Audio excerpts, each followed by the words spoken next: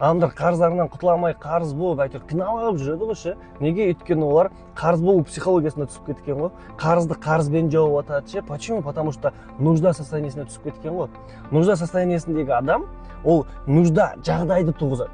Сен бәрі бар, все изобильно болып тұрған кезде сенің состояниеңде сенде бәрі бар пайда болады. Мынандайда мысалы 2 миллион теңге қарызың бар, сен 2 миллион қарызымнан құтылуым керек деп нужда болып тұр ғой сенде ше. И сен ары қарай қарызды қарызбен жауып кетесің да. Нужда состояниесі нужданы туғыза береді. Дәл қазіргі сәт бар. Дәл қазір сен нужда болып тұрсаң, нуждаға тап боласың. Дәл қазір сен менде бар состояниесінде болатын болсаң, онда сенде бар пайда болады. Яғни 2 миллион қарыз болсаң, мен 2 миллион теңге табыс табамын деп ойлану керек. Это как минимум. А так менде 2 миллион теңге бар деген сияқты оймен жүру керек. Сондай әрекет ету керек. Как будто сенде бар сияқты, сенде нужда емес, сенде бәрі бар сияқты состояниемен әрекет етсең, сенде бәрі пайда болатын еді өміріңде ше. Бұл глубокий нәрсе, күшті нәрсе. Осы бойынша мен Алматы қаласында тегін сабақ өтейін деп